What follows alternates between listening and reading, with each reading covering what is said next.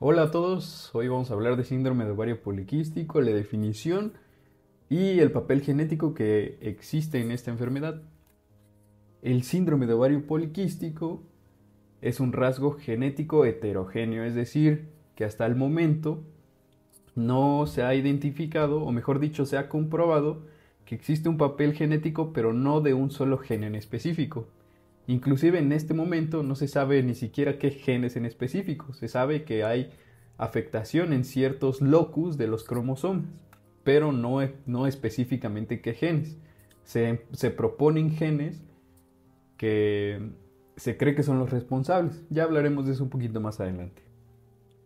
Es un síndrome complejo de una etiología poco clara, es decir, sabemos que tiene un papel genético, pero entendemos también que no es lo único, que tiene factores ambientales, entonces se considera como de etiología multifactorial.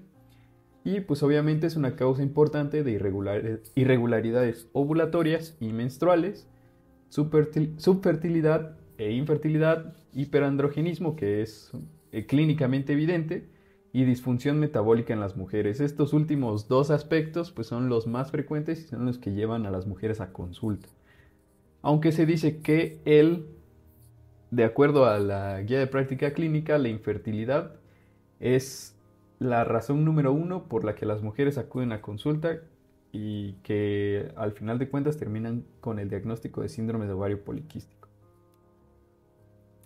Entonces, ¿cuál es el papel genético? El síndrome de ovario poliquístico dijimos que es multifactorial. Tiene una carga genética, pero no es lo único. Depende también de los factores ambientales, es decir, de nuestro estilo de vida, si comemos bien, si hacemos ejercicio. Funciona como la diabetes. Si la diabetes tiene un papel, una carga genética, una carga hereditaria, pero si nosotros llevamos un buen estilo de vida, es mucho menos probable que desarrollemos esta enfermedad, pues funciona igual en el síndrome de ovario poliquístico. ¿Cómo se comprobó esta carga genética? Pues se hicieron estudios en gemelos monocigotos y disigóticos. Bueno, gemelas, claro está. Entonces, qué es un gemelo monocigótico? Un gemelo monocigótico es el que proviene de un solo óvulo y un solo espermatozoide. Entonces, ocurre la fecundación y a partir de este embrión que se va a formar aquí, en algún momento se va a dividir en dos y va a dar origen a dos bebés. ¿Vale? ¿Qué sería un disigótico? Es en el que se forman dos embriones, es decir, ocurre una fecundación múltiple. Dos ovocitos, dos óvulos y dos espermatozoides, y cada uno va a dar a un bebé. ¿Sale?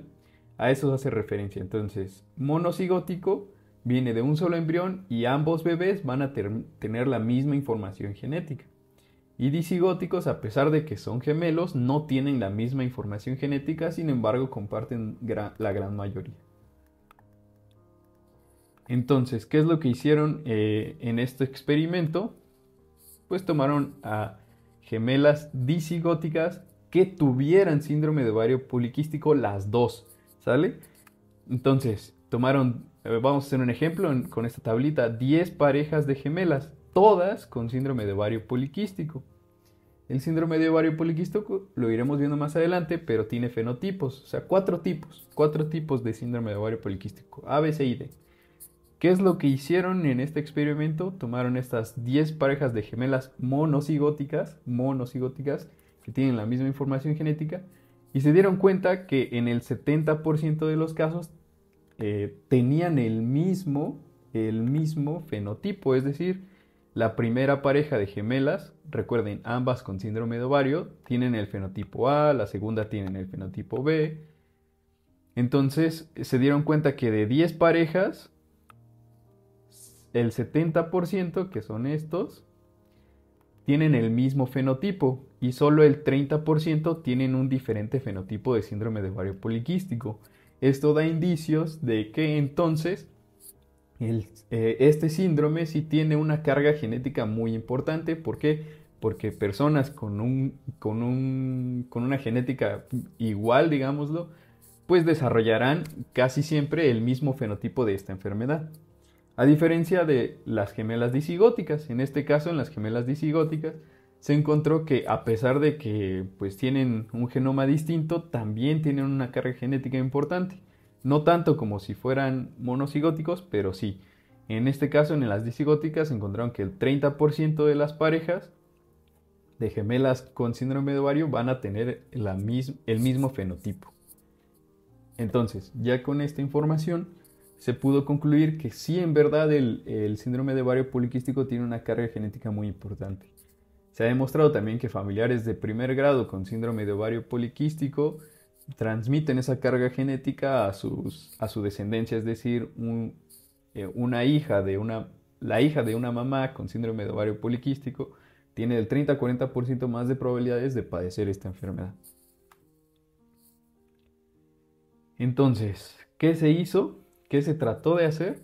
Encontrar al gen responsable. Entonces se tomaron genes y bajo hipótesis se intentó asociar cada gen a cada característica clínica. Esto no se logró, así que se cambió la perspectiva. En vez de estar buscando gen por gen, realizaron una técnica que se llama asociación del genoma completo, es decir, buscaron dentro de todo el genoma de pacientes con la misma enfermedad si tenían variaciones, si compartían variaciones. Por ejemplo, esta es una persona y este es todo su genoma, esta es otra persona, este es todo su genoma.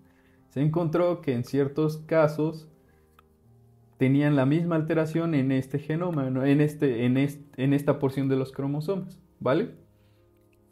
En algunos casos era en algunos casos era otro. ¿Cuál fue la característica o lo que encontraron que más hizo relación al factor genético? Que se encontraron en la mayoría de los casos alteraciones en el cromosoma 2 y 9. Entonces, del grupo de mujeres que estudiaron con síndrome de ovario poliquístico, se encontró que todas por lo menos tenían alteraciones en el cromosoma 2 y 9. Estos cromosomas en estos cromosomas se encontraron locus responsables de las manifestaciones clínicas. Esto ya se va más a hipótesis nuevamente, ¿no? Entonces se encontraron que uno de los genes más importantes es el DEN-D1A. Esto es importante porque este gen se ha comprobado o se ha observado que produce a una proteína homónima responsable o que se encuentra dentro de las vías de formación de los andrógenos. Entonces, ¿qué podemos concluir de esto? Alteraciones en el cromosoma 2 o 9 en locus donde se encuentran los genes DEN1A, principalmente, también el TADA, pero principalmente el DEN1A, van a manifestarse en el futuro como síndrome de ovario poliquístico, o por lo menos te va a dar una tendencia superior a padecer esta enfermedad. Entonces, ¿cómo se relaciona todo esto? Pues tenemos aquí este pequeño esquema. Entonces, el gen DEN1A se va a encontrar principalmente, o mejor dicho, se va a expresar principalmente en las células de la teca que se encuentran dentro de los ovocitos y en las glándulas suprarrenales, que es donde se producen los mineralocorticoides, ¿vale? Dentro de ellos pues están los andrógenos.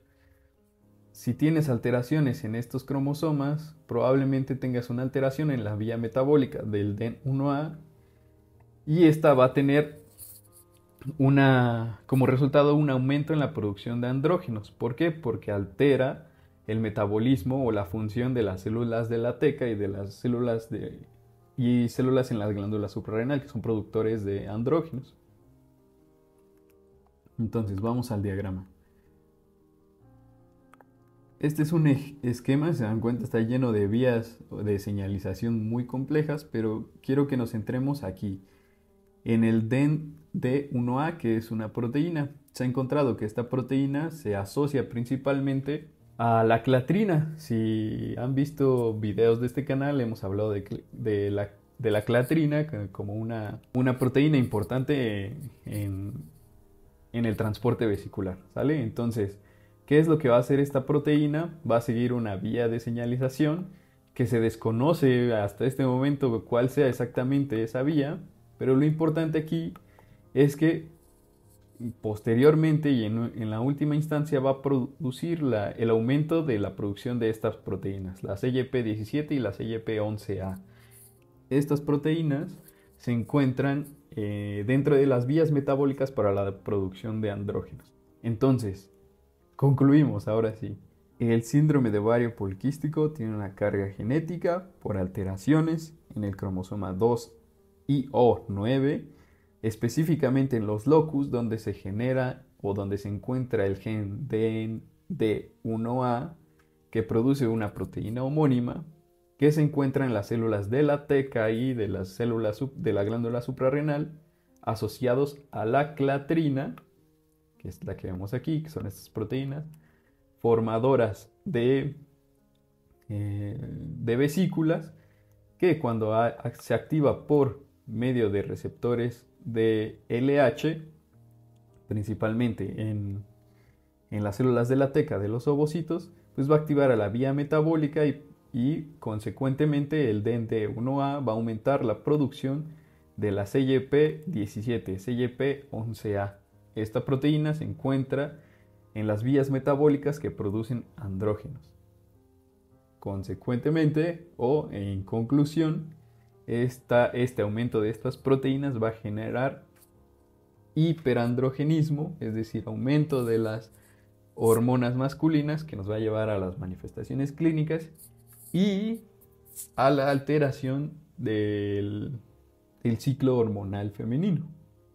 Gracias a este avance tan espectacular, podemos hacernos una pregunta. ¿Existe alguna posibilidad de que se pueda diagnosticar molecularmente el síndrome de ovario poliquístico? Se cree que sí. ¿Por qué? Porque se ha encontrado ARN exosomal, es decir, fragmentos de ARN de estos genes que flotan en el citoplasma y que salen a través de los exosomas como transporte vesicular y que circulan por la sangre. Sería lo ideal encontrar una técnica que pueda identificar este ARN exosomal deficiente o estas alteraciones en este ARN en el plasma de las mujeres. Suena muy fantasioso, ¿no? Tal vez, pero pues tal vez en un futuro sea posible. Entonces amigos, no se pierdan en el próximo video, hablaremos de fisiopatología, cómo interviene todo esto de lo que llamamos el factor genético, cómo es que actúa en relación al síndrome de ovario poliquístico, específicamente cómo actúa en relación al ciclo hormonal y pues darle una explicación a todas las manifestaciones clínicas. Nos vemos en la siguiente entrega.